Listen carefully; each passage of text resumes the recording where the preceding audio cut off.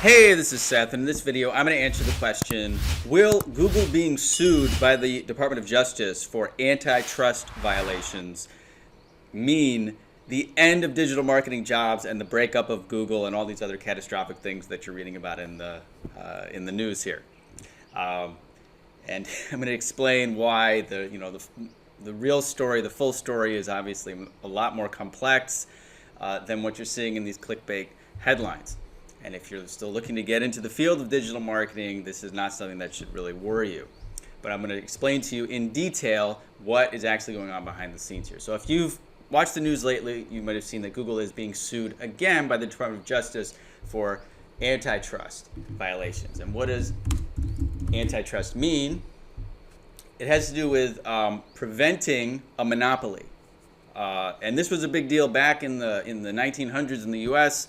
Oil companies, the railroads, they were all consolidating their power so that they were basically killing off healthy competition. And of course, you probably, with these tech giants like Google and Amazon and Facebook, that's a big concern because they have so much power. But what people have an emotional response to, yeah, Google's too powerful, but what is the actual lawsuit based on? And why are these headlines saying things like DOJ sues Google, seeks to break up online advertising business, Google's bad year is getting worse. Layoffs and AI threat now a massive antitrust lawsuit. And, is this why Google is facing its most serious antitrust challenge to date? Some people see this and think this might mean that Google is in real trouble, or that it could mean the decline of digital marketing jobs. That's really, I know if you're watching this, that's what your concern is, and I'm going to explain why that's really not a concern. Now, the first thing to understand about this lawsuit is that it has to do with a much smaller portion of Google's advertising empire and not where the jobs are is the first thing I want you guys to know. So Google earned about $169 billion in digital ads worldwide in 2022. The vast majority of that revenue came from something called search ads, okay? Search ads. Now, this is a search ad. I just did a little Google here. I teach this in my webinar, I teach this in my course. Search is when you're on Google and you're typing in something like tax filing, and then boom, HR Block pops up with an ad. That's a billion-dollar business for Google. It could be you want car insurance, it could be you're looking for a lawyer, it could be you're looking for a restaurant. Whatever it is, companies pay money to show up when you're searching for something, and that's why Google it's the most powerful way to advertise.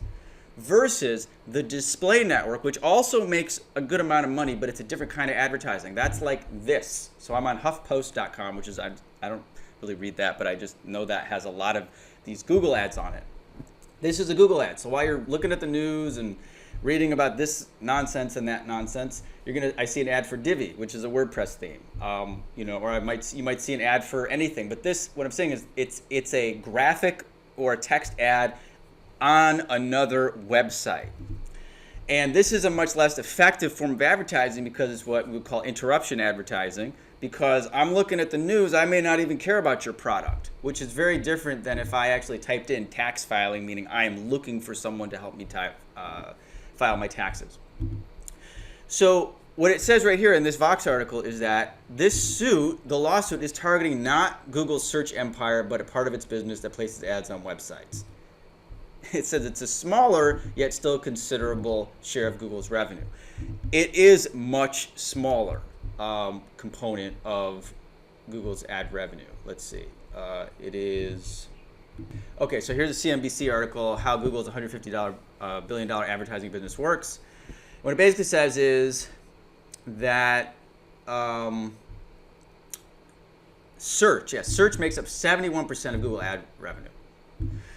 And so that means that what is actually being targeted by the DOJ is 30% of Google's ad revenue, which is just right off the bat, just again, from the perspective of profitability, and that's not great. You wouldn't want 30% of your ad business to get hit with this lawsuit, but it's not even the majority of it. And then, as I've said to you guys many times in my walkthrough videos, there's very few jobs related to the display network, these ads. Because again, this is a different type of advertising. It's not as powerful as if somebody is typing something into a search engine. And that's why almost every job you'll ever see me show you in a walkthrough video is a search job. So what it means is that even if Google lost this lawsuit and had the government came in and forced them to somehow dismantle their display ad network, it wouldn't really affect most of the jobs. In fact, most of you guys who have jobs with Google Ads, it wouldn't affect you at all, because you'd be like, all right, well, I'm not even working on that platform. And what they're actually saying about the display network and what the violation was, I'm not even going to get into the details of that, but it has to do with Google. This is what I think is kind of funny, is that they're kind of claiming that Google has a monopoly, but it's like, this HuffPost didn't have to pick Google to serve these ads. There's third-party networks and things like that that you can use, but I don't want to get into that in too much detail. I didn't really want to get into the merits of this particular lawsuit, because Google, as I said, Google has been sued many, many times. And as I mentioned, even Microsoft was sued in the 90s. Now, I'm not a huge fan of these giant corporations myself. I'm just telling you what happened. And Microsoft was sued because it had it did have a stranglehold on, it still does, on the PC market. This is before Apple even became a threat. And they lost. But then in the appeals court, the decision, like they were told to break up, they were going to break up Microsoft. And then the appeals court, they basically overturned that decision, and there was a settlement. And so basically they had to go for a much smaller, the government had to settle for a much smaller compromise.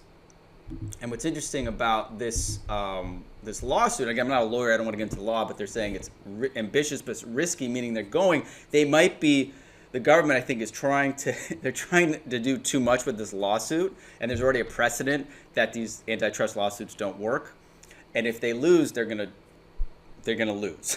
They're gonna lose, if they, it's like in a legal case, if you try to get too much, you really run the risk of losing everything. Whereas if you go for something smaller, if you try to say, hey, Google, let's work together and try to compromise this out, then you might have a better chance of actually succeeding. As it says, antitrust experts say it'll be an uphill battle to win the suit after years of case law, making it difficult for the government to prevail on such cutting-edge claims. And essentially, lawsuits in general take a long time. So this is not something that has any type of immediate threat to the jobs or to Google. And as I showed you, it's not even the main part of Google's advertising. But when you read these articles, remember the people who write these newspapers, they're trying to get your attention, they're trying to get you upset, they're trying to get your curiosity going. So they're going to be Google, bad year. People like to see a big company having problems. It's exciting, it's dramatic. You're going to see seeking to break up online advertising business. That's incredibly misleading. It's just not the full picture. Their main advertising business is search. That's never going to be broken up. And here's why. But I wanted to point that out too, guys, just in case these types of articles come out all the time.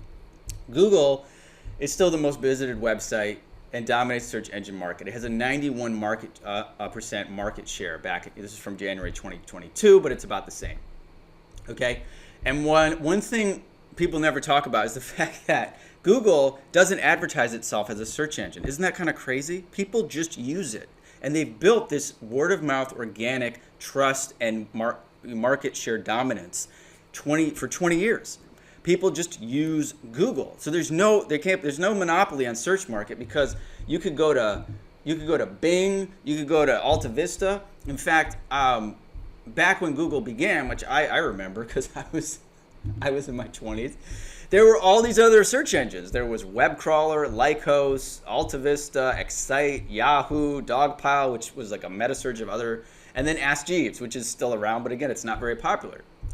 And these search engines were all right up next to Google. And when you want to find information, sometimes you go to Lycos, sometimes you go to Alta Vista. They made some funny jokes about Alta Vista on the show Parks and Recreation, which I thought were pretty funny. And then sometimes you go to Google. And Google just dominated everybody because of how good it was, how relevant the searches were, how fast it was, how simple the interface was. For a variety of reasons, nobody stopped these search engines from existing. In fact, I'm going to see, actually, let me see here, Alta Vista. You can still go, okay, so now it must have been acquired by Yahoo. And Yahoo, nobody stopped Yahoo from being Yahoo. They just had a totally different approach. And they said these busy landing pages. I don't like this myself. I prefer, and this I think most people prefer Google's very simple layout. Whatever it is, Google has market domination based simply on people's choice to use them, and zero advertising. Now, again, a lot of their other products, you could make an argument for the case of how they do with their Android system, or with the display network, as this lawsuit is based on, and the fact that they acquire companies like they acquired YouTube back in the day, and now that's part of their big empire. And so acquiring companies, Instagram, Facebook, same thing. They keep acquiring more and more companies. That's a much more interesting conversation to me, because you could say, yeah, I mean, how can this one company own so many companies? That's a whole other conversation. When it comes to the search network and digital marketing jobs, which of course is my main focus on this channel, I just wanted to give you the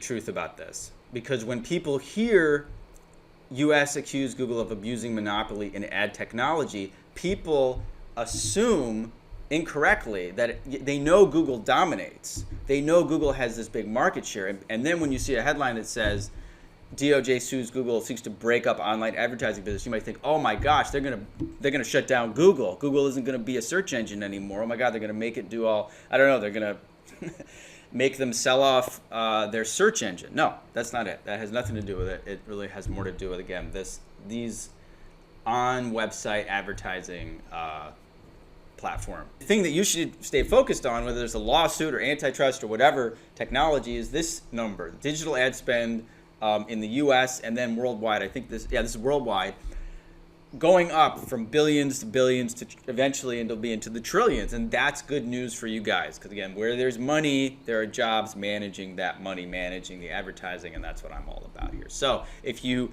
I hope you enjoyed this video. I hope it made some sense to you. Please give me comments, feedback. Let me know if I talked too long or if you liked what I had to say. If you are not already aware of the job opportunities in digital marketing, please check out some of my walkthrough videos. Click the link below to check out my free webinar about how to get a $60,000 a year career, remote career with no previous experience or education. I've helped thousands of people get digital marketing jobs in the past 7 years. Thanks for watching, and I will talk to you soon.